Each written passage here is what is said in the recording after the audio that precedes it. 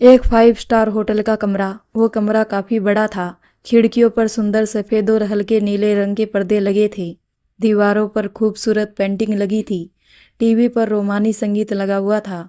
वहां पर एक 7 सीटर सोफा था जिसमें 6 से 7 लोग बैठते थे। सभी काफी रसूखदार लोगों में से एक थे। उनमें से कोई डॉक्टर था, कोई बिजनेसमैन। उन सभी की उम्र लगभग 40 से 45 के बीच थी। सोफे के बिल्कुल सामने एक कांच का बड़ा सा टेबल, उस पर महंगी सी शराब की बोतल और 7 कांच के गिलास रखे थे। सभी लोग शराब का आनंद ले रहे थे। तभी मोहिंदर ने कहा, तो दोस्तों कैसा लगा मेरा ये शानदार नया होटल। मोहिंदर ने नया होटल बनवाया था जो कि बहुत आलीशान था।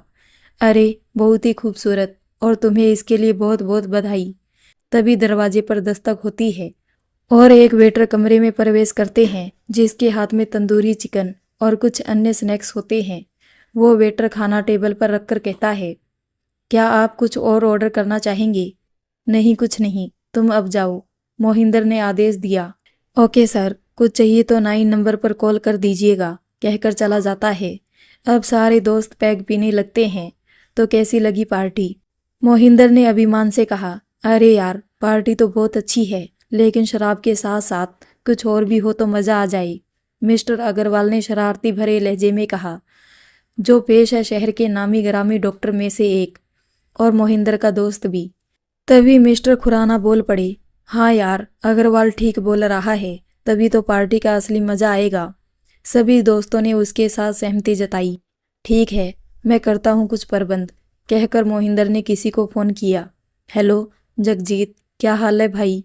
जगजीत बोला, बढ़िया हूँ यार, काम के चलते दिल्ली आया हूँ। तू बता कैसे याद किया? मोहिंदर बोला, यार तूने एक लड़की की फ़ोटो दिखाई थी ना, जिससे तू मिला भी था पिछले महीने, जिसकी तू बड़ी तारीफ कर रहा था। जगजीत बोला, हाँ हाँ भाई याद आया। श्रुति, उसे कैसे भूल सकता हूँ, क्या इतनी खूबसूरत है वो? मोहिंदर उत्साहपूर्वक बोला। जगजीत बोला, हाँ यार। मोहिंदर बोला, आज रात उसे बुलाना है, मेरे कुछ खास दोस्त आए हैं। ओके, मैं उसका नंबर देता हूँ, तू उसे कॉल करके पूछ ले। Okay done. हेलो। हेलो श्रुति, मैं मोहिंदर बात कर रहा हूँ, जगजीत का दोस्त। मुझे ये पूछना था कि आज रात तुम फ्री हो? कितने लोग हो? श्रुति ने बिना किसी भाव के सीधे सीधे पूछा। श्रुति को ऐसे क्लास की आदत थी क्योंकि उसके क्लाइंट उसका नंबर अपने दोस्तों को दिया करते थे। हम 2 लोग हैं, मोहिंदर ने झूठ कहा। श्रुति बोली, मैं फ्री हूँ, लेकिन मैं आपको पहले ही बता दूं कि मैं एक रात के एक आदमी से 15,000 रुपये लेती हूँ। उसमें मेरे कैब के आने और जाने का पूरा किराया भी आपको ही देना होगा। आप लोग 2 हो तो 25,000 देने होंगे, उससे कम 1 रुपया भी नहीं होंगे। 5,000 इसलिए डिस्काउंट क्योंकि आप जगजीत के दोस्त हो। और दूसरी बात, मैं सिर्फ और सिर्फ 5 स्टार होटल में ही जाती हूँ, कहीं और नहीं। ठीक है, तुम आ जाओ, मैं होटल का पता तुम्हें मैसेज करता हूँ। अभी 7 बजे हैं, तुम 9 बजे तक होटल पहुँच जाना, मोहिंदर ने कहा। श्रुति बोली, ओके।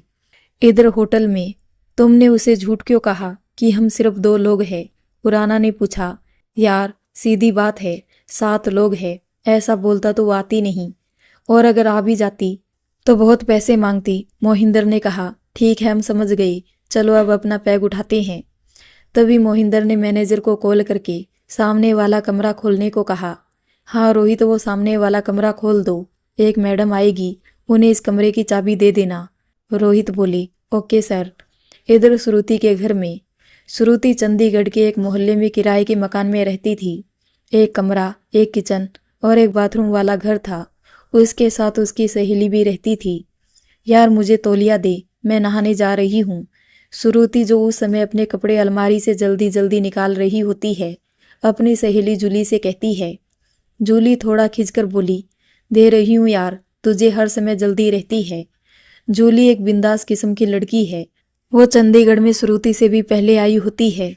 उसी ने श्रुति को मुश्किल दिनों में सहारा दिया था। वो दोनों बचपन की दोस्त थी। अच्छा ये बता, ब्लू जीन्स के साथ ये रेड टॉप कैसा लगेगा? श्रुति कपड़ों को दिखाते हुए जूली से पूछा। जूली उदासी से एक तरफ मुंह करके बोली, अच्छा है। उसकी आंखें भर आई थी। क्या बात है जूली, तुम्हारी आंखों में ये आंसू किस लिए? क्या किसी ने तुमसे कुछ कहा, या मेरी कोई बात बुरी तो नहीं लगी? श्रुति ने उसके आंसू पोंछते हुए पूछा। नहीं श्रुति, वो बात नहीं है। मुझे बुरा लगता है कि तुम इस तरह अनजान लोगों से मिलती हो। चंद रुपए के लिए तुम्हें ऐसे गंदे काम करने पड़ते हैं। काश मैं तुम्हारी मदद कर पाती, लेकिन मैं भी कुछ नहीं कर सकती। तुम मेरी मजबूरी जानती हो जूली, और अब तो मुझे कुछ ही दिनों तक ये सब कुछ करना है, श्रुति ने ठंडे लहजे में कहा और नहाने चली गई। नहाने के बाद वो रेड टॉप और ब्लू जीन्स पहनकर तैयार हो गई और जूली से बोली, चल अब ये रोना धोना छोड़ और जल्दी से मेरे लिए एक कैब बुक कर दे। कल हम दोनों बढ़िया से रेस्तरां में लंच करने चलेंगे। दोनों सहेलियां मुस्कुराने लगी। कैब आ चुकी थी। श्रुति ने ब्लैक कलर की हील पहनी और घर से बाहर निकल गई। जूली बस उसे जाते हुए देखती रही। जब भी वो किसी गली या मोहल्ले से गुजरती, ऐसा कोई शख्स नहीं था जो उसे मुड़कर ना देखे। लंबी कदकाठी, गोरा दूध जैसा रंग, कमर तक लंबे घुंघराले बाल, तरासा हुआ बदन, एकदम किसी अप्सरा की तरह जो सीधा स्वर्ग से आई हो। उसको देख के कोई भी ये अंदाजा नहीं लगा सकता था कि ये कोई गांव देहात की लड़की है। आकर्षक व्यक्तित्व की मालकिन थी श्रुति। हिंदी के साथ साथ इंग्लिश में भी काफ़ी अच्छी पकड़ थी श्रुति की। जो भी देखता था वो यही सोचता था कि ये शहर की कोई वेल एजुकेटेड और हाई क्लास लड़की है। श्रुति कैब में बैठ गई थी। धीरे धीरे अपने सफ़र की ओर बढ़ रही थी। खिड़की पर सिर रखकर अतीत की यादों में खोई हुई। 2 साल पहले, सॉरी मिस, हम आपको यहाँ जॉब नहीं दे सकते। मगर क्यों सर? मैंने 12वीं और कॉलेज डिग्री बहुत अच्छे अंकों से पास किए हैं और मेरे पास कंप्यूटर का 2 साल का डिप्लोमा है। ये देखिए, अपनी फाइल आगे करते हुए श्रुति दिखाती है। मिस, ये 4 स्टार होटल है और यहाँ रिसेप्शनिस्ट की जॉब के लिए भी आपको होटल मैनेजमेंट का कोर्स किया हुआ होना ज़रूरी है। सॉरी, फाइल श्रुति की तरफ करते हुए इंटरव्यू लेने वाला व्यक्ति बोला। महीने में ये 7वां इंटरव्यू था जिसमें श्रुति रिजेक्ट हुई थी। यार जूली, क्या क्या सपने लेके आई थी इस बड़े शहर में, यहाँ तो कुछ भी नहीं हो पाया। श्रुति मायूस से बोली। जूली बोली, मन छोटा मत कर, बड़े शहरों में इतनी आसानी से नौकरी नहीं मिलती। अच्छा वो सब छोड़, ये ले मिस्टर कबीर का नंबर, इनके होटल में कुछ रिक्त पदों पर भर्ती है। श्रुति बोली, मैं कल ही वहाँ जाती हूँ। धन्यवाद जूली। अगले दिन, क्या मैं अंदर आ सकती हूँ सर? कम इन, आप ज़रूर श्रुति होंगी। जी। तो अपने बारे में कुछ बताइए। श्रुति ने अपनी पढ़ाई, कॉलेज डिग्री और कंप्यूटर डिप्लोमा आदि सब बता दिया। वहाँ का कर्ता बोला, ये सब तो पढ़ाई लिखाई है, तुम्हें होटल में काम करने का कोई अनुभव है? जी, यहाँ की मैं रहने वाली हूँ। वो एक छोटा सा हिल स्टेशन है, वहाँ पर एक होटल में मैंने 1 साल काम किया है। ओके, देखो श्रुति, ये जो बाहर लड़की मेरे होटल में काम करती है, इसकी सैलरी 8,000 प्रति महीना है और इसने होटल मैनेजमेंट का कोर्स भी किया है। तुम अगर चाहो तो मैं इसे हटा के तुम्हें रख सकता हूँ। पर क्या सर? श्रुति ने उत्सुकतावश पूछा। मिस्टर कबीर ने कुटिलता से हंसते हुए कहा, तुम्हें नौकरी चाहिए और मुझे तुम्हारी 1 रात, बस 1 रात की बात है, किसी को कुछ पता नहीं चलेगा। श्रुति का पारा अब 7वें आसमान पर पहुंच गया था। गुस्से से तिल मिलाकर बोली, चुप हो जा कमीने, तूने मुझे इतना गिरा हुआ समझ लिया कि मैं तेरे 8,000 की नौकरी के लिए बिक जाऊंगी? अपना नहीं तो कम से कम अपनी उम्र का तो ख्याल किया होता। मैं तेरी बेटी की उम्र की हूँ, अपनी नौकरी अपने पास ही रख, समझा? गुस्से में पैर पटक कर होटल से बाहर चली जाती है। ये श्रुति के साथ पहली बार नहीं हुआ था, कई बार पहले हो चुका था। वर्तमान में गाड़ी का हॉर्न सुनकर श्रुति ख्वाबों से बाहर आती है। मैडम, कब से हॉर्न बजा रहा हूँ, आपका होटल आ गया है। ओके। श्रुति पैसे देकर बाहर जाती है। होटल में प्रवेश करते ही रिसेप्शन की ओर बढ़ती है। हेलो, मुझे मिस्टर मोहिंदर जी से मिलना है। हेलो मैडम, आप मेरे साथ आइए। वो लड़का श्रुति को एक कमरे में छोड़ देता है। होटल का कमरा बहुत शानदार होता है। परफ्यूम की भीनी भीनी खुशबू पूरे रूम में फैली हुई थी। फूलों का एक बहुत बड़ा गुलदस्ता भी वहाँ रखा होता है। कमरे में तो कोई भी व्यक्ति नहीं है, कहाँ गए होंगे वो लोग। एक काम करती हूँ, कॉल करती हूँ। अपने आप में ही श्रुति बुदबुदाती। हेलो मोहिंदर जी, मैं होटल के कमरे में पहुँच गई हूँ। आप कहाँ हैं? हम दूसरे कमरे में हैं, रुको मैं आता हूँ वहाँ। मोहिंदर बोला, आ गई जिसका इंतजार था, मैं उससे मिलके आता हूँ। सब खुश हो गए। तुम अकेले नहीं, मैं भी जाऊँगा तुम्हारे साथ, खुराना ने कहा। ओके चलो। हेलो मिस श्रुति। मोहिंदर श्रुति को ऊपर से नीचे तक देखते हुए कहता है। हेलो मिस्टर मोहिंदर, आप तो सचमुच बहुत खूबसूरत है। मेरा दोस्त कबीर आपकी तारीफ यूं ही नहीं करता। कुछ तो बात है आप में, मोहिंदर ने कहा। जी शुक्रिया। वैसे कबीर को मेरा नेचर ज़्यादा पसंद आया था, श्रुति मुस्कुराते हुए बोली। अब श्रुति मिस्टर खुराना की ओर हाथ बढ़ाती है। हेलो, आई एम श्रुति। वो उसे कोई जवाब नहीं देता और हैरानी से उसे देखता रहता है।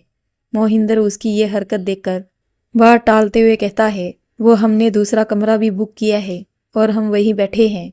तुम चाहो तो अपने कपड़े बदलकर आराम कर लो, हम थोड़ी देर बाद आते हैं। बाय। श्रुति दरवाज़ा बंद करके कपड़े बदलती है और टीवी चालू करके बैठ जाती है दूसरे कमरे में। यार तू क्या कर रहा था वहाँ? उससे बात क्यों नहीं की तूने? थोड़ा खिंचकर मोहिंदर बोला। वो तो एकदम अप्सरा लग रही थी यार, बिल्कुल सनी लियोन, बॉलीवुड अभिनेत्री जैसी लग रही थी। मैं तो उसे देखते ही मदहोश हो गया। मुंह से एक शब्द भी नहीं निकला। मुस्कुराते हुए खुराना कहने लगा, मैं तो बोर हो रही हूँ, ऐसा करती हूँ दूसरे कमरे में जाकर उन लोगों को ज्वाइन कर लेती हूँ, कम से कम जान पहचान होगी तो रात बिताना आसान लगेगा। सोचकर श्रुति दूसरे कमरे की ओर चल पड़ती है, इस बात से बेखबर कि वहाँ 2 नहीं 7 लोग बैठे हैं उसके इंतजार में। जैसे वो दरवाज़ा खोलकर अंदर जाती है वैसे ही इतने लोगों को देखते ही हैरान हो जाती है। ओह सॉरी, मैं शायद गलत कमरे में आ गई हूँ, ये कहकर श्रुति जाने लगती है। तभी मोहिंदर उसकी ओर चेहरा करके उसे कहता है, जो उसकी तरफ पीठ घुमा के बैठा हुआ था, आप बिल्कुल सही कमरे में आई है। श्रुति असमंजस में पड़ती हुई कहती है, आप तो 2 लोग थे ना, तुम अंदर आ जाओ, आराम से बात करते हैं। ओके, आ जाओ, यहाँ सोफे पर आराम से बैठ जाओ, ये लो ये ड्रिंक लो, महेंद्र कहता है। ये लोग भी सारे मेरे दोस्त ही है, ये है खुराना, ये है अग्रवाल, इस तरह से सभी के परिचय देता है। देखो श्रुति, हम लोग सारे समाज के प्रतिष्ठित लोगों में से एक है। हम लोग तुमसे ज़बरदस्ती नहीं करना चाहते, हम तुम्हारी भावनाओं की कदर करते हैं। तुम जैसा कहोगी वैसा ही होगा।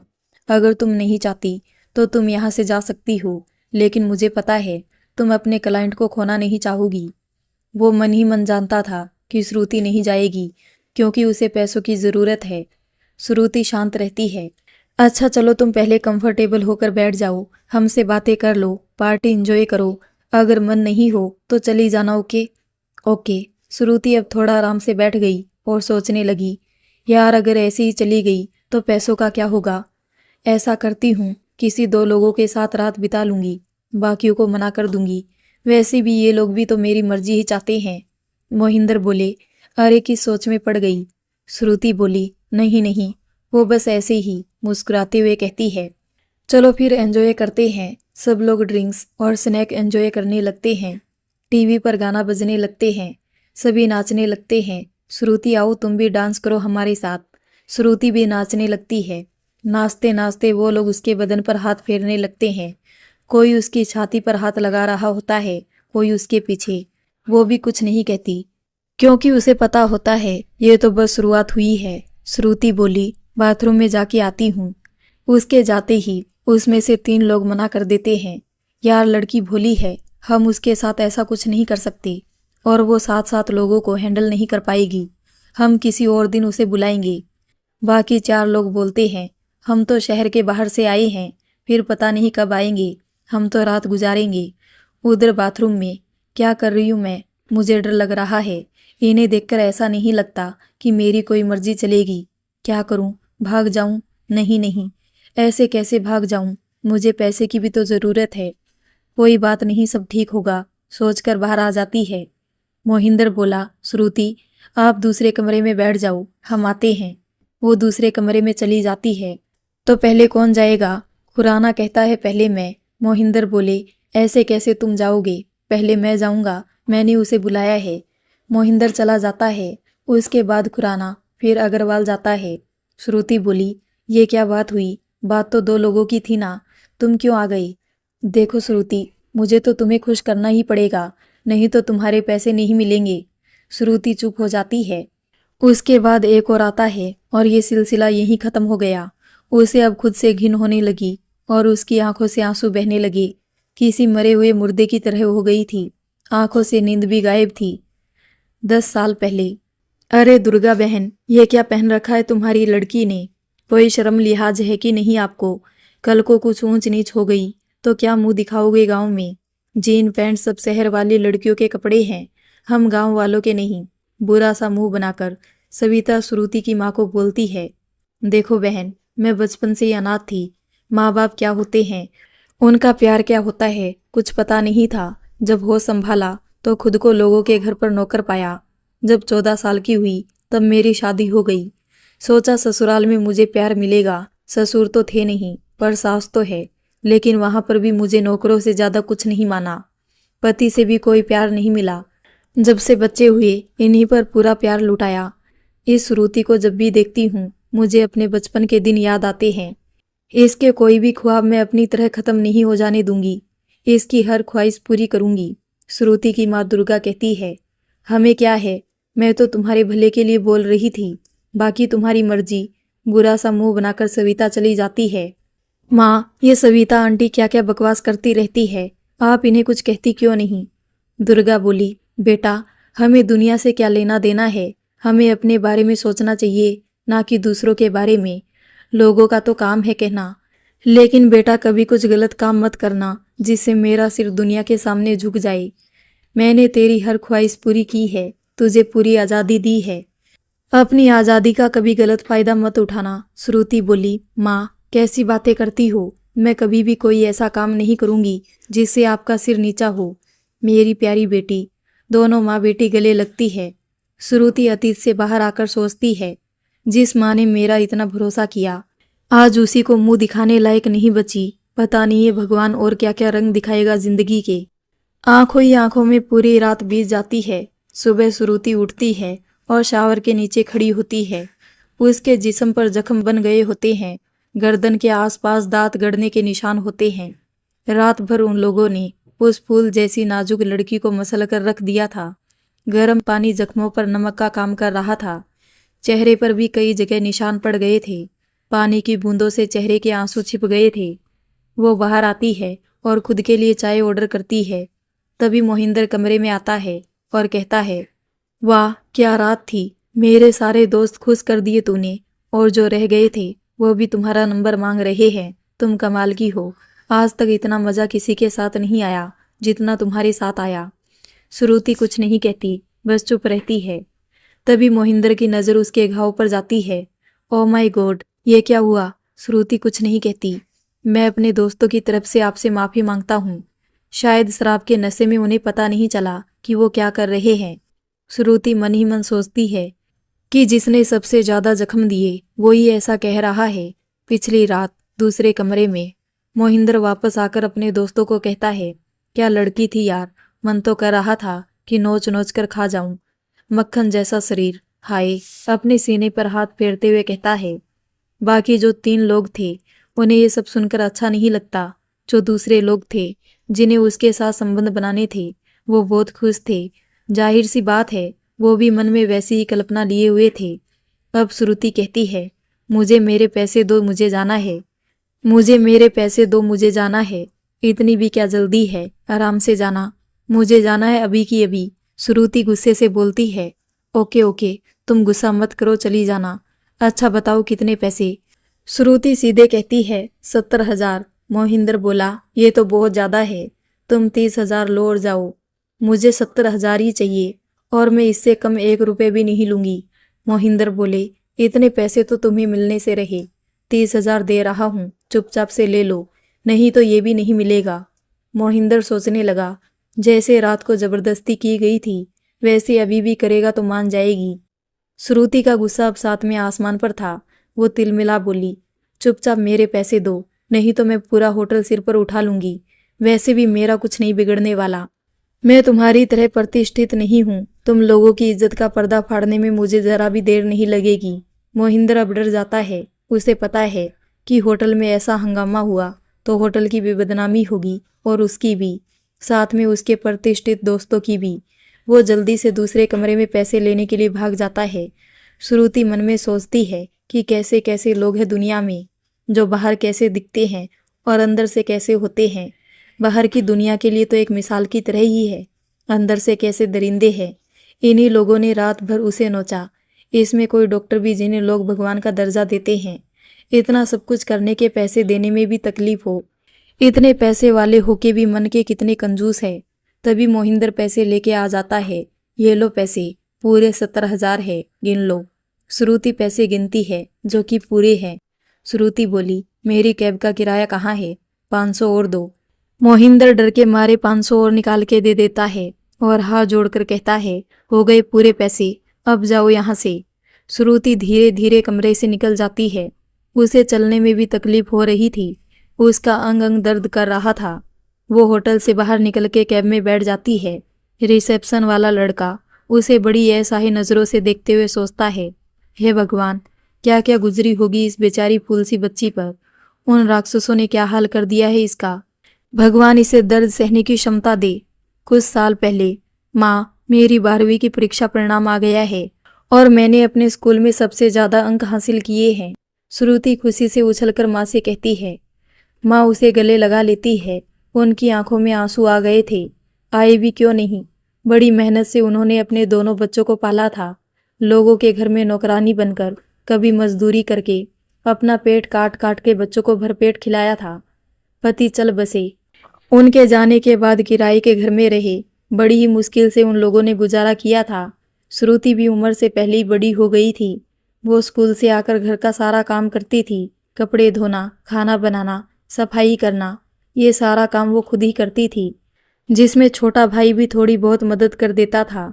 दुर्गा बोली, बेटा मैं चाहती हूँ तू ऐसे ही खूब पढ़ाई करे और बढ़िया सी नौकरी करे। जी माँ, मैं ऐसा ही करूँगी। सारी पैकिंग हो गई है बेटा? दुर्गा श्रुति से पूछती है। जी माँ, हो गई, पर आपको छोड़कर जाने का मन नहीं कर रहा। श्रुति उदास होकर कहती है, पर बेटा तू कॉलेज नहीं जाएगी, पढ़ेगी लिखेगी नहीं तो नौकरी कैसे करेगी? और कॉलेज तो घर से बस 70 किलोमीटर दूर है। तू हर रविवार घर आ जाया करना। श्रुति अब कॉलेज जाने वाली होती है, जो उसके घर से 70 किलोमीटर की दूरी पर था। इधर घर पर श्रुति के जाने के बाद दुर्गा जी बहुत दुखी रहने लगती है। उन्हें अब उसके बिना घर खाने को दौड़ता है, लेकिन वो ये भी नहीं चाहती थी कि श्रुति की पढ़ाई में कोई बाधा आए, और किसी से कुछ नहीं कहती, अंदर ही अंदर घुटती रहती है। अब दुर्गा जी शराब के नशे की आदी होने लगती है। शायद उनको अपनी तन्हाई दूर करने का इससे अच्छा साथी और कोई नहीं मिला। पहले माँ बाप, फिर पति, अब बेटी भी उनसे दूर हो गई थी। अब वो धीरे धीरे सुबह और शाम शराब के नशे में ही रहती। श्रुति और उसके छोटे भाई से उनकी हालत देखी नहीं जाती। वो दोनों ही अब बहुत दुखी रहने लगते हैं। दीदी, माँ अब बहुत ज़्यादा शराब पीने लगी है। मैं समझा समझा कर थक चुका हूँ। मुझसे माँ की ये हालत देखी नहीं जाती। तुम घर आ जाओ, शायद तुम्हारी बात मान ले। श्रुति बोली, ठीक है छोटे, मैं आती हूँ। श्रुति घर चली आती है। बेटा तू यहाँ, तेरा कॉलेज, तू पढ़ाई छोड़कर तो नहीं आ गई? अभी तो सप्तांत भी नहीं हुआ है। क्या हुआ, तू ठीक तो है ना? कहीं तेरी तबीयत तो खराब नहीं है? दुर्गा जी ने बेचैनी से पूछा। माँ मैं तो ठीक हूँ, पढ़ाई भी अच्छी चल रही है, लेकिन आपको क्या हो गया है? आप इतना शराब क्यों पीती है? क्या दुख है अब आपको? अब तो हम दोनों भी बड़े हो गए हैं। कुछ समय में मुझे नौकरी भी लग जाएगी, फिर सब ठीक हो जाएगा। आप प्लीज़ ये सब कुछ बंद कर दीजिए। श्रुति ने रोते हुए कहा। कुछ दुख ऐसे होते हैं जो भरते नहीं है, समय के साथ साथ और गहरे होते जाते हैं। उन दुखों को हम खत्म तो नहीं कर सकते, लेकिन कुछ समय के लिए भुला सकते हैं। और अब ये शराब ही ऐसी दवाई है जो इसमें मेरी मदद करती है। माँ ने कहा। देखो माँ, अगर तुमने शराब नहीं छोड़ी तो मैं कॉलेज छोड़कर यहीं आपके पास रह जाऊंगी। मैं नहीं जाने वाली कहीं भी। श्रुति रो रो कर जिद करते हुए बोली। अरे बेटा ऐसा मत कहो। अच्छा ठीक है बाबा, मैं सब कुछ छोड़ दूंगी अब। खुश? हाँ माँ, बहुत खुश, मुस्कुराते हुए श्रुति बोली। चल अब खाना खा ले। पता नहीं बाहर रहकर क्या क्या खाती रहती है, कितनी कमज़ोर हो गई है। चल उठ, हाथ मुंह धो ले, मैं खाना लगाती हूँ। तीनों मिलकर खुशी से खाना खाते हैं। अगली सुबह। अच्छा माँ, मैं चलती हूँ, तुम दोनों अपना ख्याल रखना, बाय। श्रुति कॉलेज चली जाती है। पर जैसा कहते हैं ना, पहले आदमी शराब को पीता है, बाद में शराब आदमी को पीती है। वही हाल दुर्गा जी का भी हुआ। वो शराब की बहुत आदी हो चुकी थी। अब वो सुबह शाम सिर्फ और सिर्फ शराब ही पीती रहती थी। श्रुति और उसके भाई ने उन्हें काफ़ी समझाने की कोशिश की, लेकिन कोई फायदा नहीं हुआ। दिन ब दिन हालत खराब ही होती रही। दुर्गा जी ने अब काम भी छोड़ दिया था। घर के हालात खराब हो गए थे। श्रुति ने भी कॉलेज छोड़ दिया था। उसके छोटे भाई ने भी 10वीं में ही स्कूल छोड़ दिया था। अब वो मजदूरी करने लगा था। माँ की हालत बार बार खराब होती रहती। देखिए मिस, इनका शराब बंद करवा दीजिए। अगर ये ऐसे ही पीती रही तो कल को कोई गंभीर समस्या हो सकती है। ये दवाइयाँ लिख के दे रहा हूँ, इन्हें सुबह शाम देते रहिएगा, डॉक्टर ने कहा। श्रुति माँ को लेकर घर आ गई। एक दिन घर के पास वाली गली में, ओ हाय मेरी जाने मन, क्या माल लग रही है, कसम से सीने में आग लगा दी तूने। एक आवारा लड़का अपने 3-4 दोस्तों के बीच में से श्रुति को छेड़ते हुए बोला, सुना है अब तुम जींस पैंट नहीं पहनती, कहो तो हम ला दे तुम्हारे लिए। श्रुति उन सबके मुंह नहीं लगना चाहती। वो वहां से चुपचाप निकल जाती है और वो भी नौकरी की तलाश में ही होती है। दिन भर इधर उधर भटकती रहती है लेकिन कोई काम नहीं मिलता।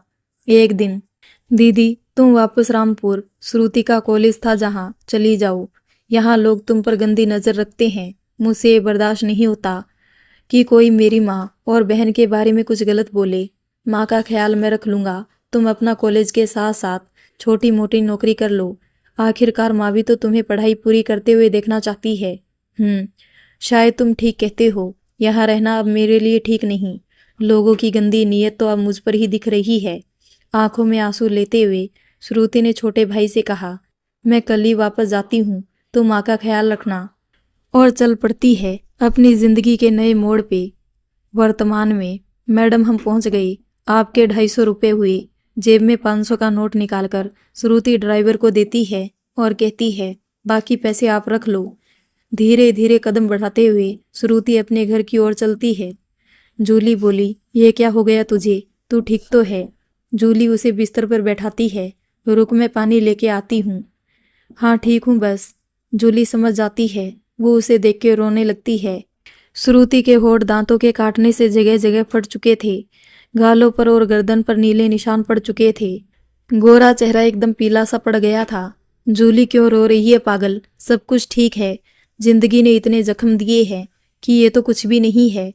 देखना, एक दिन शिवजी की नज़र मुझ पर जरूर पड़ेगी और वो सब कुछ ठीक कर देंगे। श्रुति मुस्कुराकर कहती है, यार चल अब कुछ खाना खिला दे, बहुत जोर की भूख लग रही है। ठीक है, मैं अभी लाती हूँ, तू आराम कर। 2 साल पहले श्रुति इंटरव्यू देकर घर वापस आती है। जूली बोली, कैसा रहा इंटरव्यू श्रुति, तुम्हें नौकरी मिली? श्रुति बोली, क्या खाक नौकरी मिली, वो भी साला हरामी निकला। मुझे अपने साथ रात बिताने को कह रहा था। मैं भी गुस्से में उसे बुरा भला बोल के आ गई। श्रुति ने बुरा सा मुंह बनाया। जूली को उसकी मासूम सी शक्ल देख के हंसी आ गई और बोली, तू है ही इतनी खूबसूरत, तुझे देख के किसी का भी ईमान डोल जाए। इसमें उस बेचारी की भी क्या गलती? जूली ने उसका मन बहलाने के लिए कहा, ऐसा कर थोड़ी सी खूबसूरती मुझे भी दे दे अपनी, और हंसने लगती है। श्रुति को भी उसकी बातों पर हंसी आ जाती है। थोड़ी देर बाद जूली कहती है, चल मैं तेरे लिए अपनी वर्ल्ड क्लास चाय बनाती हूँ, तेरा मूड एकदम फ्रेश हो जाएगा। ओके, श्रुति कहती है और उस पल में खो जाती है जब वो चंडीगढ़ में नई नई आई थी। 2 महीने पहले। जूली, मैं चंडीगढ़ पहुँच चुकी हूँ। हाँ, बस स्टैंड पर ही हूँ। तू ऐसा कर जल्दी आ जा। ओके, मैं इंतज़ार कर रही हूँ। श्रुति फ़ोन रख देती है और उसका इंतज़ार करती है। थोड़ी देर में जूली आ गई। दोनों रिक्शा पकड़कर जूली के घर पहुंच गए। थोड़ी देर आराम करने के बाद जूली बोली, यार श्रुति, विश्वास नहीं होता कि राज ने तेरे साथ ऐसा किया। कोई इतना हरामी कैसे हो सकता है? श्रुति बोली, जाने दे यार, वैसे भी मैं कॉलेज और रामपुर की यादों को वहीं छोड़कर आई हूँ। मुझे उस बारे में कोई बात नहीं करनी। जूली भी उसका हाल अच्छे से समझती थी। वो भी इस बात को टाल देती है और कहती है, देख श्रुति, हम दोनों बचपन की सहेलियां हैं। तू यहाँ आराम से रहे और जब तक तुझे नौकरी नहीं मिलती तो खर्चे की बिल्कुल परवाह मत करना। यहाँ जो भी है हम दोनों का ही तो है। दोनों आपस में गले लग जाती है। जूली बोली, बन गई मेरी वर्ल्ड क्लास चाय, ये ले पी। इतने में श्रुति का ध्यान टूटा। श्रुति चाय पीते हुए, यार जूली, नौकरी तो मिल नहीं रही, क्या करूं, कुछ समझ में नहीं आ रहा। देख तू नए शहर में है, तुझे पहले यहाँ पर लोगों से मिलना होगा, थोड़ी दोस्ती बढ़ानी होगी, अपना शर्मीला व्यवहार बदलना पड़ेगा, तभी कुछ हो सकता है। जब तक अपने आप को बदलेगी नहीं तब तक कुछ भी नहीं होने वाला। चल अच्छा ठीक है, तू अब चाय पी, मैं अपने सैलून जा रही हूँ, शाम को आके मिलती हूँ, बाय। जूली की बातें श्रुति के मन में बैठ जाती है। जूली सही कह रही है, मुझे यहाँ पर लोगों से दोस्ती बढ़ानी होगी। जूली के भी तो कितने सारे दोस्त हैं, पर मैं दोस्ती कैसे बढ़ाऊँ? मुझे तो बात भी अच्छे से करना नहीं आता। जूली कितनी बिंदास है, किसी से भी कुछ भी कह देती है। सोचते सोचते अब फोन पर फेसबुक चलाने लगती है। उस पे एक डेटिंग साइट की ऐड आ रही थी। दोस्त बनाइए अपने शहर में, मिलिए नए नए लोगों से, डाउनलोड करें ये ऐप। श्रुति बोली, बन गई बात, यह तो बहुत अच्छा है। इसमें हम अपने ही शहर के लोगों से मिल सकते हैं। चलो डाउनलोड कर लेती हूँ। डाउनलोड करने के बाद वह अपनी प्रोफाइल उस ऐप पर बनाती है और एक अपना फ़ोटो भी लगाती है। उसे काफ़ी सारे मैच आने लगते हैं। अब वो काफ़ी लोगों से चैटिंग करती है। उसे वो ऐप बहुत अच्छा लगता है। धीरे धीरे उसे एक शख्स मिलता है। वो उससे बातें करती रहती है। उसका नाम पीयूष होता है। अब वो पीयूष को अपना नंबर भी दे देती है। श्रुति उसको अपनी सारी बातें बता देती है, जो भी उसके साथ यहाँ हो रहा है, कि कैसे उसे नौकरी नहीं मिल रही है और लोग उसका फ़ायदा उठाना चाहते हैं। एक दिन पीयूष उसे कॉल करता है। हे श्रुति, कैसी हो? मैं ठीक हूँ, आप बताओ। पीयूष बोला, मैं भी बढ़िया हूँ। अच्छा, लगी कोई नौकरी? श्रुति बोली, नहीं यार, नहीं लगी, ढूंढ रही हूँ अभी भी, देखते हैं क्या होता है। पीयूष बोला, मैं तुमसे कुछ बात करना चाहता हूँ। देखो, अगर तुम बुरा ना मानो तो। मैं क्यों बुरा मानूंगी, तुम बताओ। देखो श्रुति, अगर मेरी बात बुरी लगे तो तुम मुझसे बात करना मत छोड़ना। मैं तुम्हें नहीं खोना चाहता।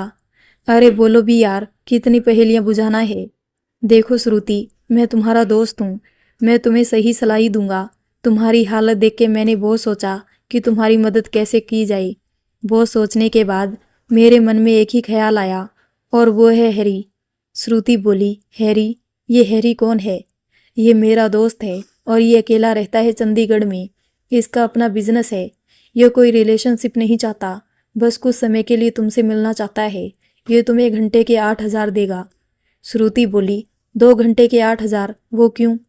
वो तुम्हारे साथ संबंध बनाना चाहता है। मेरी बात का गलत मतलब मत निकालना।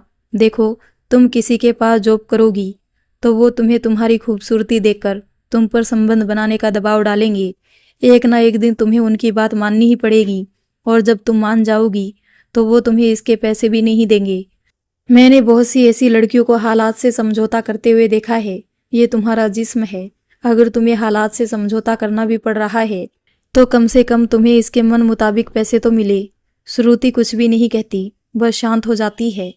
मुझे पता है तुम्हें ये सब सुनकर बुरा लग रहा है, पर तुम अपना समय लो। कल तक मुझे अपना फैसला सुना देना। और हाँ, हैरी दूसरे लड़कों जैसा नहीं है। वो पढ़ा लिखा समझदार व्यक्ति है। उसकी जिम्मेदारी मैं खुद लेता हूँ। Bye, hope you will understand. Shruti phone काट देती है और सोचती है, जिससे मैं भागना चाहती हूँ वही काम मेरा पीछा क्यों नहीं छोड़ता। तभी उसे छोटे भाई का फोन आता है। दीदी, मैं आपको टेंशन नहीं देना चाहता, लेकिन बात ही कुछ ऐसी है। क्या हुआ छोटे, बता। छोटा भाई घबराते हुए कहता है, दीदी, माँ को हॉस्पिटल में एडमिट करना पड़ा है। माँ को खून की उल्टी हुई है। डॉक्टरों ने कहा है कि जल्द से जल्द माँ के टेस्ट करवाने पड़ेंगे। इसके लिए 5,000 की ज़रूरत है। मैंने अपने साहब से भी पैसे मांगे थे, उन्होंने सिर्फ 1,000 ही दिए। कल तक पैसे चाहिए। श्रुति बोली, तू चिंता मत कर छोटे, मैं करती हूँ कुछ। श्रुति अब सोच में पड़ जाती है, क्या करूँ? जूली से मांग लूँ? नहीं नहीं, उसके तो पहले ही मुझ पर कितने एहसान है, और वैसे भी मैं 5,000 तो पहले भी ले चुकी हूँ। क्या करूँ क्या करूँ? तभी उसे पीयूष की बात याद आती है। ये तुम्हारा जिस्म है। अगर तुम्हें हालात से समझौता करना भी पड़ता है तो क्यों ना इसके तुम मन मुताबिक पैसे लो। श्रुति के दिमाग में यही बातें बार बार घूम रही है। उसे समझ नहीं आता कि वो क्या करे। अगर उसे कल की कल जॉब मिल भी जाए तो भी सैलरी 1 महीने बाद आएगी, और पैसे तो कल ही चाहिए। क्या करूं? तभी जूली आती है। वो जूली को सारी बात बता देती है और पूछती है कि उसे क्या करना चाहिए, क्योंकि उसे कुछ भी समझ में नहीं आ रहा होता। जूली एक लंबी ठंडी सांस भरते हुए कहती है, देख श्रुति, ये जो संसार है, यहाँ हर बार सब कुछ सही गलत नहीं होता। कुछ एक ऐसी चीजें होती है जो सिर्फ होती है, हम चाह के भी उसे नहीं बदल सकते। तेरे साथ जो हो रहा है ये किसी समय मेरे साथ भी हो चुका है, और बहुत बार हो चुका है। क्या करती मैं, करना पड़ा। घर से भाग के जो यहाँ आ गई थी, किस मुंह से वापस जाती। खाने पीने के लिए भी पैसे नहीं बचे थे। मेरी सैलरी सिर्फ 5,000 रुपये थी, उतना तो घर का किराया ही था। बड़ा मन मजबूत किया था मैंने, तब जाकर मैंने किसी के साथ रात गुजारी थी। बस मन में ठानी थी कि थोड़े से पैसे इकट्ठा करके अपना सैलून खोलना है। और आज देख, मेरा खुद का सैलून है। मैं अच्छी ज़िंदगी जी रही हूँ, घर पर भी पैसे भेजती हूँ, घर वाले भी खुश है, किसी को कुछ नहीं पता। मुझे पता है कि ये दिन तेरी ज़िंदगी में जल्दी आएगा, जब तुझे चुनना पड़ेगा दो रास्तों में से एक रास्ता। असली ज़िंदगी फिल्मों या कहानियों की तरह नहीं होती कि बाद में सब कुछ अच्छा होता है, सब खुशी खुशी रहते हैं। असल ज़िंदगी में स्ट्रगल होता है, बहुत कुछ करना पड़ता है जो कभी सोचा भी नहीं होता। श्रुति सांस रोककर जूली की बातें सुन रही होती है। उसे खुद के कानों पर विश्वास नहीं हो रहा था। इसका मतलब जूली ने भी ये सब कुछ किया है। जूली सिगरेट जलाते हुए कहती है, यार तुझे तो 8,000 2 घंटे के मिल रहे हैं, मुझे तो रात के सिर्फ 5,000 रुपये मिले थे। जूली बोली, मैं सिर्फ तुझे बस एक ही राय देना चाहती हूँ, ये तेरा जिस्म है, इस पर तेरा हक है और ये तुझसे कोई भी नहीं छीन सकता। तू दोनों में से कोई भी रास्ता चुनती है, उसी रास्ते पर पक्के इरादे से चलना, दूसरे रास्ते को छोड़ जाने का अफसोस मत करना। रात को बिस्तर पर लेटी हुई श्रुति सोचती है, जूली आखिर सही कह रही है, दोनों में से कोई भी रास्ता चुन लो और जो छोड़ दिया उसके बारे में भूल जाओ। और मैंने सोच लिया है कि अब मैं अपनी खूबसूरती का फ़ायदा उठाऊंगी। वो पीयूष को मैसेज कर देती है कि वो हैरी से मिलने को तैयार है। सुबह 9 बजे हैरी कॉल करेगा, उससे बात करके मिलने का समय तय कर लेना। हैरी सुबह 9 बजे कॉल करके श्रुति को 1 बजे मिलने को कहता है। तुम दोपहर 1 बजे मेडिकल कॉलेज के पास आ जाना, मैं वहीं तुम्हें मिलूंगा। श्रुति एक साधारण सा एक ब्लैक कलर का सूट पहनती है, हल्की सी लाल लिपस्टिक, घुंघराले घने लंबे बाल जो उसने खुले छोड़ रखे थे। वो साधारण होकर भी काफ़ी आकर्षक दिख रही थी। ओके जूली, मैं चलती हूँ अब, भगवान से दुआ करना सब ठीक ठाक रहे, श्रुति ने जल्दबाजी में कहा। सब ठीक ही होगा, जूली ने आराम से कहा। श्रुति भारी कदमों से आगे बढ़ रही थी, उसका दिल सीने से बाहर आ रहा था। इतना डर उसे कभी महसूस नहीं हुआ जितना अब हो रहा था। वो अब मेडिकल कॉलेज के पास खड़ी थी, तभी उसके पास एक आर्मी कलर की थार रुकती है। अंदर से एक 30-32 साल का एक आदमी उतरता है। उसने ब्लैक शर्ट, ब्लू जीन्स पहनी हुई थी। वो थोड़ा सांवले रंग का था, ना ज़्यादा मोटा और ना ही ज़्यादा पतला था। एक ब्लैक कलर का चश्मा भी पहना हुआ था। वो उस पर काफ़ी जच रहा था। वो दिखने में सभ्य और आकर्षक लग रहा था। श्रुति जो अपना डर भूलकर उसे ही देखे जा रही थी। हेलो श्रुति, मैं हैरी। हेलो श्रुति बोली।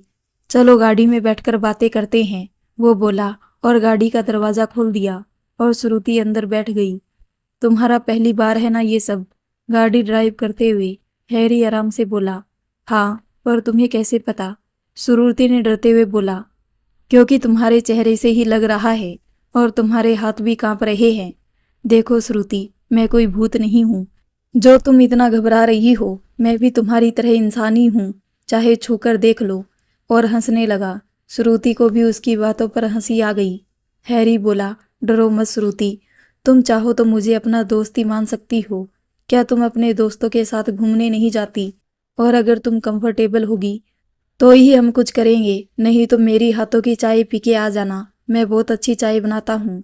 श्रुति को अब डर कम लगने लगा। 20 मिनट बाद गाड़ी एक आलीशान बिल्डिंग के नीचे खड़ी थी। हैरी ने कार पार्क की और दोनों लिफ्ट से चौथे फ्लोर पर चल पड़े। श्रुति मन में, हे भगवान, जैसे टीवी फिल्मों में दिखाया जाता है कि लड़कियों को लोग बहला फुसलाकर घर ले जाते हैं और वहाँ पर पहले से ही 4-5 लोग होते हैं और उसका बलात्कार करते हैं, ऐसा ना हो, सब कुछ ठीक ठाक ही होना चाहिए। हैरी बोला, आ गई 4th फ्लोर, चलो दोनों अंदर जाते हैं। उसका घर बहुत ही खूबसूरत था। पीले और सफ़ेद रंग के पर्दे, आसमानी रंग का सोफा, टीवी, शोपीस, खूबसूरत से गमले, वो उसका ड्राइंग रूम था। श्रुति, यहाँ मेरे बेडरूम में आओ, मैं तुम्हें कुछ दिखाता हूँ। बेडरूम को उसने सुंदर सी लाइटिंग से सजाया हुआ था, पर उसके बेडरूम में बेड नहीं था। उसने नीचे ही मोटा सा गद्दा बिछाया हुआ था। इसके अलावा वहाँ पर एक अलमारी भी थी जिसमें बहुत सारी किताबें रखी हुई थी। श्रुति बोली, तुम्हारे कमरे में बेड क्यों नहीं है? मुझे बेड पर सोना अच्छा नहीं लगता, मैं बचपन से ही ज़मीन पर सोया हूँ, हैरी कहता है। अच्छा, तुम बैठो, मैं कुछ पीने को लाता हूँ। इतना कहकर हैरी किचन की तरफ चला जाता है।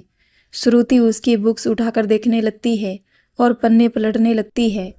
लगता है तुम्हें भी पढ़ने का शौक है। नहीं नहीं, मैं तो यूं ही देख रही थी। लेकिन तुम पढ़ते हो, ये तो यूपीएससी की बुक्स लग रही है, श्रुति ने पूछा। हैरी बोला, हाँ, ये यूपीएससी के एग्ज़ाम की तैयारी की किताबें हैं, लेकिन मैं अब पढ़ता नहीं। मेरी तो उम्र भी ज़्यादा हो गई है। लेकिन किसी समय मैंने इनको बहुत पढ़ा है, इनसे लगाव सा हो गया है, तो अब इन्हें अपने से दूर करने का मन नहीं करता। श्रुति के मन में और भी कई सवाल उठ रहे थे, लेकिन वो कुछ नहीं कहती और चुपचाप नीचे बेड पर बैठ जाती है। हैरी बोले, ये लो कोल्ड ड्रिंक। अब दोनों आपस में बातें करने लगते हैं। मैं सरकारी नौकरी करता था। मेरे माता पिता के पास काफ़ी संपत्ति थी, लेकिन वो चाहते थे कि मैं सरकारी नौकरी ही करूं। मैंने सरकारी नौकरी तो की, लेकिन मुझे कलेक्टर बनना था। माता पिता के लाख मना करने पर भी मैंने वो नौकरी छोड़ दी और यूपीएससी की तैयारी करने लगा। 2-3 साल तक एक ही कमरे में बंद होकर पढ़ता ही रहता था, लेकिन मैं सफल नहीं हुआ। तंग आकर मेरे माता पिता ने मुझे नौकरी के लिए लंदन भेज दिया। 2 साल तक नौकरी करने के बाद मैं वापस भारत आ गया। मेरा वहाँ मन नहीं लगता था। माता पिता का गुस्सा अब 7वें आसमान पर था। उन्होंने मुझे घर से निकाल दिया और मुझसे बातचीत बिल्कुल बंद कर दी। फिर मैं यहाँ चंडीगढ़ आ गया और अपने थोड़े बहुत पैसों से अपना बिजनेस शुरू किया। पर इस बार मेरी किस्मत ने मेरा साथ दिया और मेरा बिजनेस धीरे धीरे चलने लगा। अब मेरा बिजनेस काफ़ी अच्छा चल रहा है और माता पिता भी अब मुझसे बातें करते हैं। हैरी ने अपनी सारी कहानी श्रुति को बता दी और उसके बारे में पूछा। श्रुति ने भी उसे सब कुछ बता दिया। ओ, तुम्हारे साथ तो काफ़ी बुरा हुआ, और श्रुति की आंखें भर आती है। हैरी उसका मूड ठीक करने के लिए गाना लगाता है। तुम्हें कौन से गाने पसंद है श्रुति? मुझे पुराने गाने अच्छे लगते हैं, श्रुति कहती है। वाह क्या बात है, मुझे भी पुराने ही गाने अच्छे लगते हैं। लगता है हम दोनों काफ़ी अच्छे दोस्त बनने वाले हैं, मुस्कुराते हुए हैरी कहता है। आज मौसम बड़ा बेईमान है, बेईमान है। आज मौसम आने वाला कोई तूफान है। गाना बजने लगता है। श्रुति अब काफ़ी कंफर्टेबल हो चुकी थी। धीरे धीरे हैरी उसके करीब आ जाता है और अपने होठ उसके होठों पर रख देता है। श्रुति उसे थोड़ा झटक देती है और पीछे हो जाती है। देखो, अगर तुम्हें अच्छा नहीं लगा तो कोई बात नहीं, तुम ऐसे ही बैठ जाओ, मैं तुमसे कोई ज़बरदस्ती नहीं करूँगा, हैरी कहता है और उससे दूर हो जाता है। श्रुति मन में, नहीं नहीं, अगर इसने पैसे नहीं दिए तो माँ का क्या होगा, और बिना कुछ किए मैं पैसे मांग भी नहीं सकती। श्रुति, तुझे ये करना ही होगा। और बिना कोई समय गवाए उसके होठों पर अपने होठ रखकर उसे चूमने लगती है। अब दोनों बिस्तर पर आ गए थे। श्रुति अब पूरी तरह उसके आगोश में थी और सब कुछ हो गया। थोड़ी देर बाद श्रुति उसके कंधे पर सिर रखकर उससे पूछती है, क्या तुम शादीशुदा हो? अगर होता तो क्या तुम्हारे साथ होता? हैरी मुस्कुराते हुए बोला, मेरी एक गर्लफ्रेंड थी, उसने ही मुझे यूपीएससी करने की सलाह दी थी, लेकिन मेरे यूपीएससी के आखिरी साल में उसकी शादी किसी और से हो गई और मैं टूट गया। मेरे माता पिता चाहते थे कि मैं अपना घर बसा लूं, लेकिन मैं उन्हें टालता रहता हूँ। इतना बोल के हैरी थोड़ा उदास हो जाता है। श्रुति बात बदल कर कहती है, तुम्हारे गले में चैन बहुत सुंदर है, चांदी की है क्या? ये चांदी नहीं, वाइट गोल्ड है। वाइट गोल्ड क्या होता है? श्रुति मासूमियत से पूछती है। हैरी हंसकर कहता है, तुम्हें वाइट गोल्ड नहीं पता? नहीं, नॉर्मल गोल्ड से भी महंगा होता है वाइट गोल्ड। फिर हैरी अपने गले से वो चैन निकालकर श्रुति को पहनाने लगता है। अरे अरे, ये क्या कर रहे हो? ये तुम्हारी है। मैं कैसे ले सकती हूँ? मैंने तो बस ऐसे ही पूछा था, मुझे इतने महंगे तोहफे की आदत नहीं है, श्रुति ने कहा। हैरी बोले, यह हम दोनों की पहली मुलाकात का तोहफा है और ये तुम्हें लेना ही पड़ेगा। थोड़ी देर बाद हैरी उसे चाय पिलाता है और उसे घर छोड़ने जाता है। रास्ते में, देखो श्रुति, तुम इस गंदे काम के लिए नहीं बनी हो सके तो ये सब आगे मत करना। तुम बहुत अच्छी हो और साफ दिल की लड़की हो। पता नहीं तुम्हें कैसे कैसे लोग मिलेंगे। हैरी उसके पर्स में पैसे डालते हुए कहता है। श्रुति कुछ नहीं कहती और पर्स उठाकर उसे बाय कहती है और चल पड़ती है अपने घर की ओर। श्रुति अब मुस्कुराते हुए घर की ओर जा रही थी। अच्छा आदमी था वैसे वो, खुद से ही बातें करते हुए कहती है। जूली बेचैनी से कहती है, सब कुछ ठीक ठाक था ना? कैसा आदमी था वो? कुछ गलत तो नहीं हुआ ना? श्रुति बोली, अरे मेरी माँ, सांस तो लेने दे, बताती हूँ सब कुछ, पहले पानी पिला दे एक गिलास। पानी पीते हुए श्रुति कहती है, यार अच्छा नहीं, बहुत अच्छा था। उसके साथ ऐसा बिल्कुल भी महसूस नहीं हुआ कि हम पहली बार मिले हैं। वो मुझसे ऐसे व्यवहार कर रहा था जैसे मैं उसकी गर्लफ्रेंड हूँ। मुझे उससे मिलकर बहुत अच्छा लगा। इतना कहकर श्रुति उसकी यादों में खो जाती है। उसके साथ बिताए हुए हर पल, उसकी गर्म सांसें, उसकी छुअन, उसकी आंखें, सब कुछ याद करके मुस्कुराने लगती है। ये सच है कि श्रुति उसे दिल ही दिल में पसंद करने लगी थी। पहली बार में ही हैरी ने उसके दिल में घर कर लिया था। जूली बोली, तुझे घर पैसे भेजने हैं ना? ला मुझे दे, मैं सैलून जा रही हूँ, वहीं पर एक बैंक है, वहाँ पर तेरे भाई को ट्रांसफ़र कर दूंगी। श्रुति बोली, अरे हाँ, मैं तो भूल ही गई थी, ये ले, मैं जा रही हूँ। शाम को तुझसे मिलती हूँ और शाम को तुझसे कुछ ज़रूरी बात भी करनी है। जूली गंभीर होकर श्रुति से कहती है। श्रुति बोली, क्या बात है, सब ठीक तो है ना? जूली बोली, सब कुछ ठीक है, बस यूं ही, शाम को मिलके बताती हूँ, ओके बाय। जूली निकल जाती है। श्रुति अपने भाई को फ़ोन करके कहती है कि थोड़ी देर में पैसे पहुँच जाएंगे, वो चिंता नहीं करे। माँ का हाल चाल भी पूछती है, जो कि अब पहले से बेहतर था, और फिर हैरी के ख्यालों में खो जाती है। बार बार उसकी खुशबू को महसूस कर रही होती है। इधर हैरी का भी यही हाल था। तभी हैरी को पीयूष का फ़ोन आता है। और भाई कैसा रहा सब? पीयूष कुटिलता से पूछता है। यार मत पूछ भाई, क्या लड़की थी यार, इतनी खूबसूरत, उसकी आंखें, नरम गुलाबी होठ, बोलती तो ऐसा लगता है कानों में शहद घोल रही हो। बहुत ही साफ दिल की लड़की थी यार। खुद तो चली गई, लेकिन मेरा दिल अपने ही साथ ले गई। ये दूसरी लड़की है जिसने मेरे दिल को छू लिया। हैरी सीने पर हाथ रखकर उतावलापन से कह रहा था। पीयूष बोला, तब तो भाई तुझे मेरा शुक्रिया करना चाहिए, आखिर मैंने ही तुम दोनों को मिलवाया है। हाँ भाई, बहुत बहुत धन्यवाद। इधर श्रुति के घर पर जूली शाम को आती है और श्रुति को देखती है, जो अभी तक मुस्कुरा रही थी। जूली श्रुति से कहती है, और जो मैं कह रही हूँ उसे ध्यान से सुनना। मैं जानती हूँ तुझे हैरी पसंद आ गया है, पर उसका ख्याल तू दिल से निकाल दे। पर क्यों? आखिर तू भी तो मुझे खुश देखना चाहती है ना? श्रुति हैरानी से पूछती है। खुश देखना चाहती हूँ, तभी कह रही हूँ, भूल जा उसे।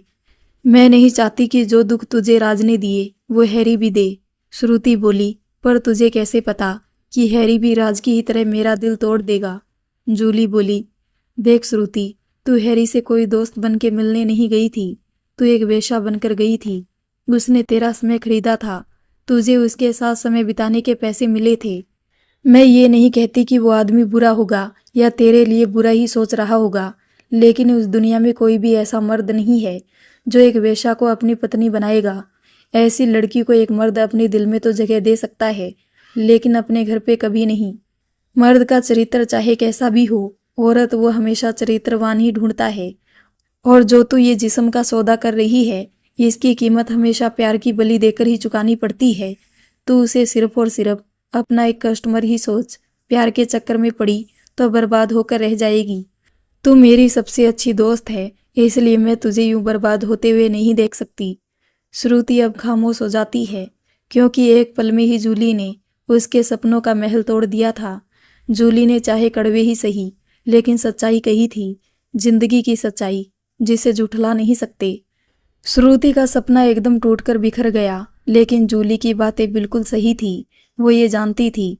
श्रुति मन ही मन सोचती है, आखिर क्या औकात है मेरी, वो शहर का इतना बड़ा बिजनेसमैन और मैं चंद पैसों पर बिकने वाली लड़की। इतने ऊंचे ख्वाब देखने का मुझे कोई हक नहीं है। अब मैं सिर्फ उससे एक कस्टमर की तरह ही मिलूंगी। तभी श्रुति का फोन बजता है। उसे हैरी कॉल कर रहा था। हाय श्रुति, कैसी हो? वो मैं सोच रहा था कि गोलगप्पे खा के आ जाएं। यह माहौली के गोलगप्पे बहुत मशहूर है, तो तुम आओगी मेरे साथ? श्रुति 1 मिनट के लिए सोचती है, फिर ये सोचकर हाँ कर देती है कि वो कोई भी गलत सोच अपने मन में नहीं लाएगी। एक दोस्त के तौर पर वो तो उससे मिल ही सकती है।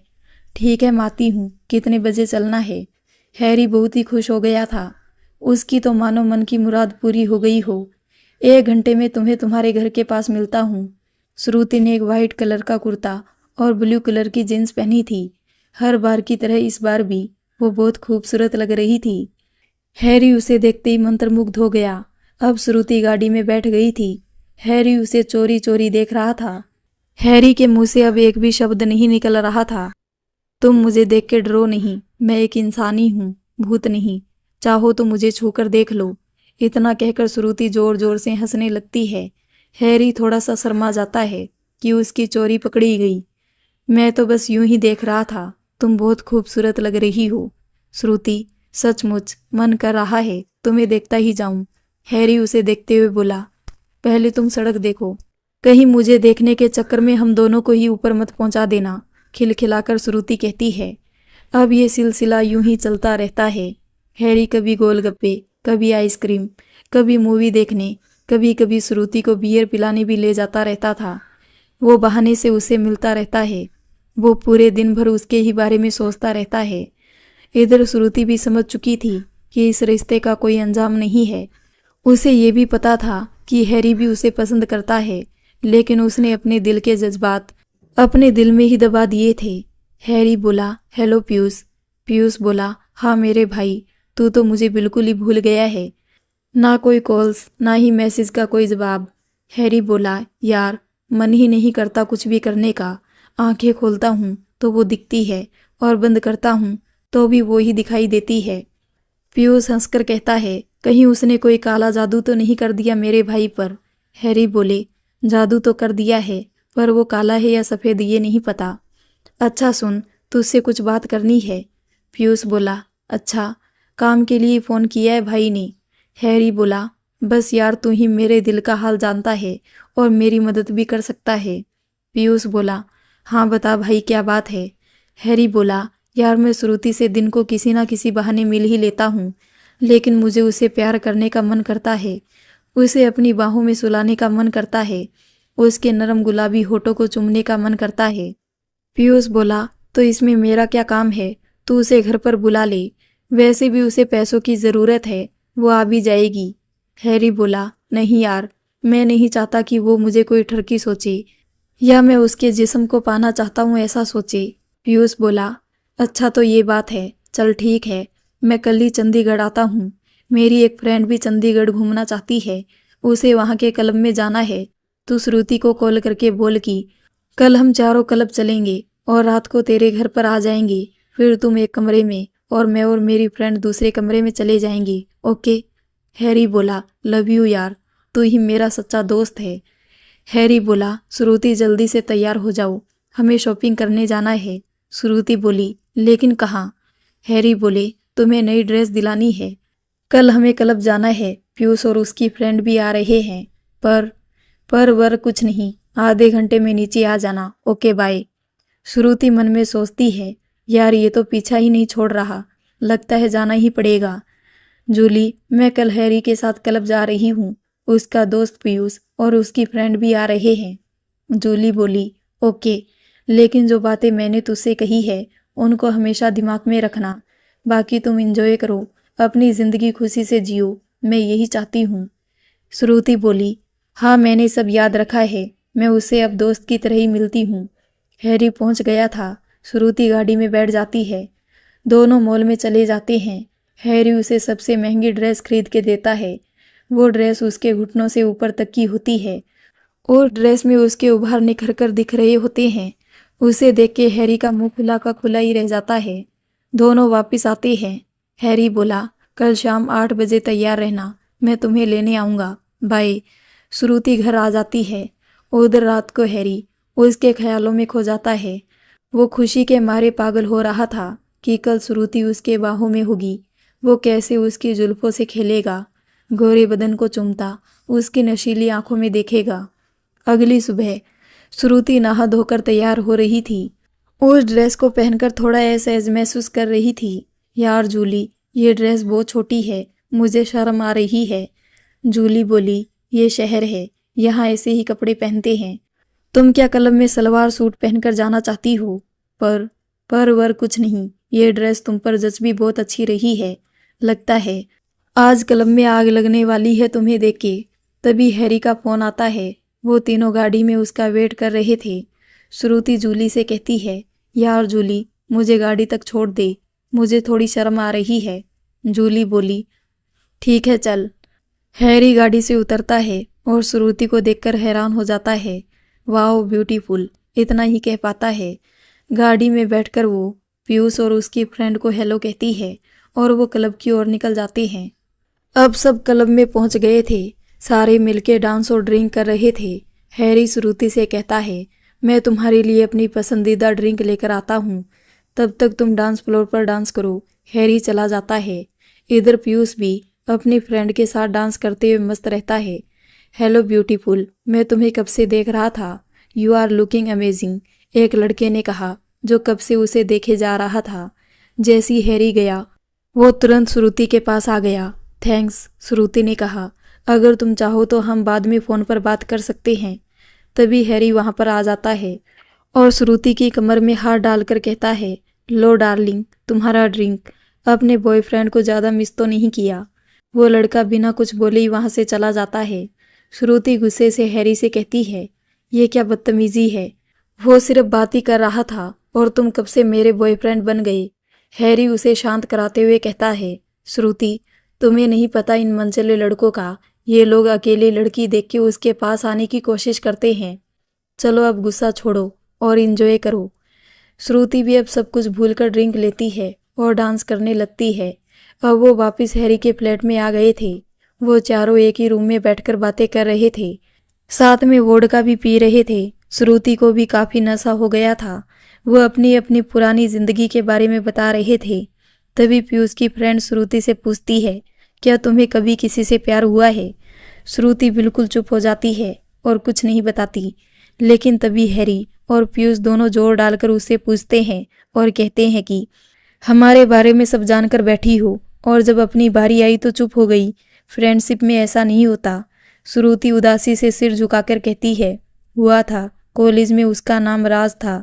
इससे ज़्यादा मैं आपको कुछ नहीं बता सकती। ओके, हम समझते हैं, कोई बात नहीं। कुछ समय बाद सबको नींद आने लगती है। श्रुति तो बेड पर लेट जाती है।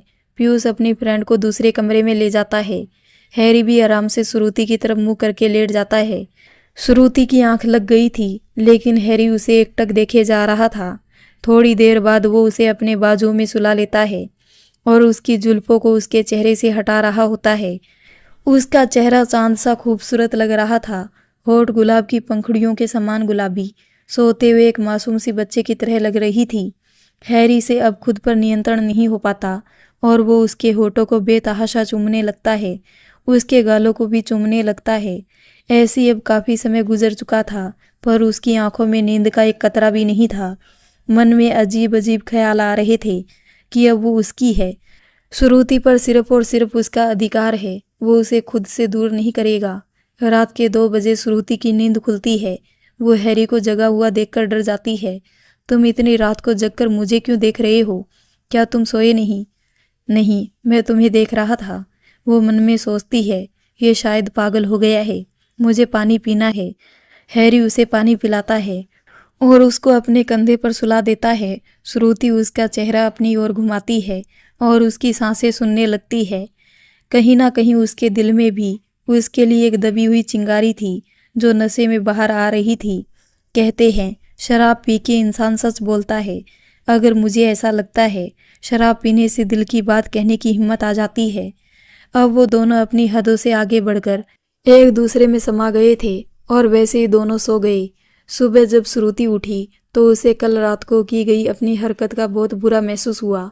वो जितना उससे दूर जाना चाहती थी उतना ही उसके करीब हो रही थी और ये बिल्कुल भी उसके लिए ठीक नहीं था। वो अब मन बना चुकी है कि अब वो हैरी से बहुत कम मिलेगी, क्योंकि वो उसकी सिर्फ दोस्त नहीं बन सकती थी। इधर हैरी सुबह बिल्कुल खुश था। रात वाली बात याद करके बार बार मुस्कुरा रहा था। अब वो श्रुति को उसके घर छोड़ता है। श्रुति अपने घर आके अपने उसी काम में लग जाती है। वो डेटिंग साइट से लोगों से मिलती है, उनके साथ रात बिताती है और पैसे लेती है। श्रुति के घर की हालत भी अब काफ़ी सुधर चुकी है। उन लोगों ने नया मकान किराए पर ले लिया है। उसमें 2 कमरे, एक किचन और एक बाथरूम है। अब श्रुति अपने भाई के लिए एक टैक्सी लेना चाहती है। वो नहीं चाहती कि उसका भाई मजदूरी करे। वह अपने गांव में मकान बनाने के लिए ज़मीन खरीदना चाहती है ताकि वो किराए का मकान छोड़कर अपने खुद के घर में रह सके। वो इन सब चीज़ों के लिए पैसा जमा कर रही थी। यार श्रुति को पता नहीं क्या हो गया है, ना मेरा कॉल उठाती है ना मैसेज रिप्लाई करती है। मुझे समझ में नहीं आ रहा कि आखिर उसे हुआ क्या है। हैरी पीयूष से कहता है। पीयूष लापरवाही से कहता है, अरे यार तू क्यों इतनी फिक्र करता है? होगी अपने किसी कस्टमर के साथ, यही तो उसका काम है और तेरा काम भी तो हो गया है ना। हैरी पीयूष की गर्दन पकड़कर कहता है, तेरी हिम्मत कैसे हुई उसके बारे में ऐसे बात करने की? वो सिर्फ मेरी है समझा, उसे कोई हाथ नहीं लगा सकता। पीयूष गंभीर होकर, तू कहना क्या चाहता है कि तुझे उससे प्यार हो गया है और तू उससे शादी करना चाहता है? हाँ, हैरी कहता है। दिमाग में क्या भूसा भर गया है तेरे? तुझे पता भी है वो कौन है? वो एक वेश्या है, वेश्या।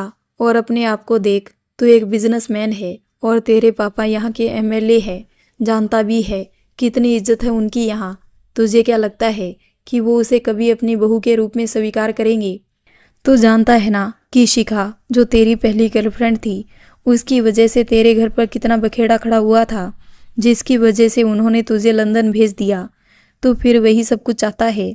मुझे लगता था कि तुझे श्रुति के साथ मज़े लेने हैं, अपना दिल बहलाना है, इसलिए ही मैं भी चंडीगढ़ आया था। मुझे ज़रा सा भी भान होता कि तेरे मन में ये सब चल रहा है तो मैं कभी नहीं आता।